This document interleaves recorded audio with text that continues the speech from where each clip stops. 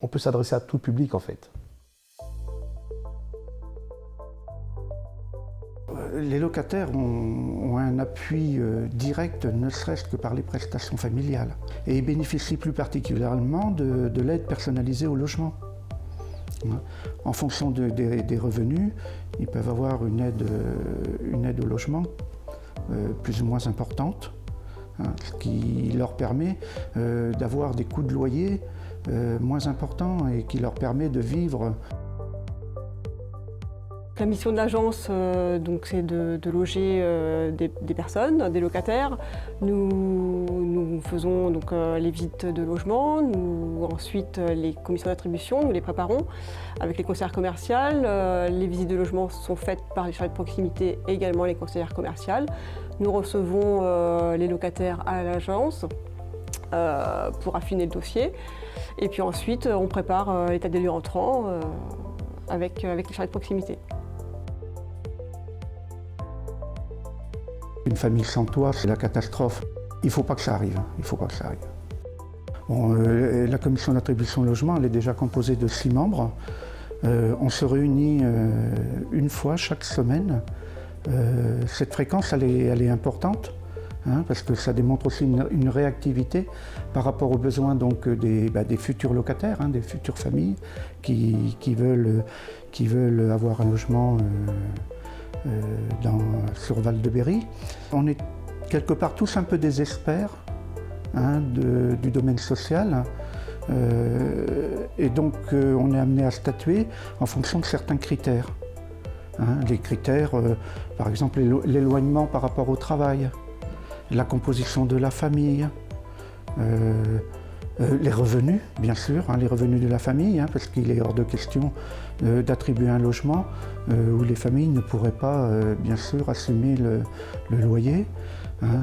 Voilà. Et puis, on a aussi des critères qui sont prioritaires. L'handicap, par exemple, les habitants qui s'installent dans ce qu'on appelle les quartiers prioritaires de la ville. Il y a malheureusement des séparations, des violences sur conjoints.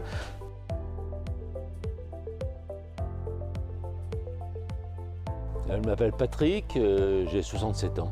J'ai toujours vécu à Bourges, je suis berruyer de souche.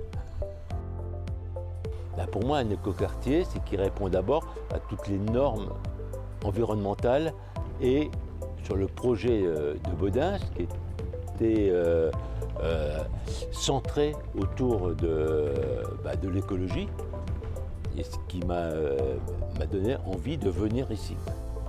Ce qui est déjà écologique, c'est la construction des bâtiments, qui sont des bâtiments BBC, qui consomment très peu en énergie pour le chauffage. Et puis, effectivement, après, ce qui a été développé, les composteurs qui ont été installés ici et qui ont visiblement très bien marché.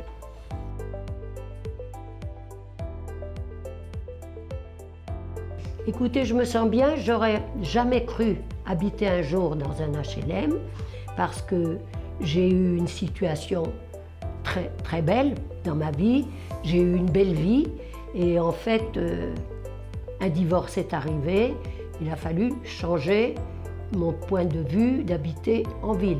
Je me suis adaptée et puis je m'y suis trouvée très bien. Maintenant, en prenant de l'âge, il y a à peu près 2-3 ans, je souffre un peu d'essoufflement quand je monte les étages. Donc là, ça me permet, c'est pour ça surtout que j'ai déménagé. Pas pour l'appartement, pas pour les gens qui avaient, je serais restée comme ça, mais j'arrivais à ne plus pouvoir monter les étages. Et les 48 marches, je les ai dans la tête. Maintenant, elles me manquent. Mais j'aime bien être aux HLM, la preuve. Maintenant, ce quartier m'est devenu presque indispensable. C'est ma vie. Et je me dis que si j'avais changé à l'âge que j'ai, ça aurait été terrible. Donc non, j'ai rien à dire, au contraire, que je me trouve bien dans mon quartier.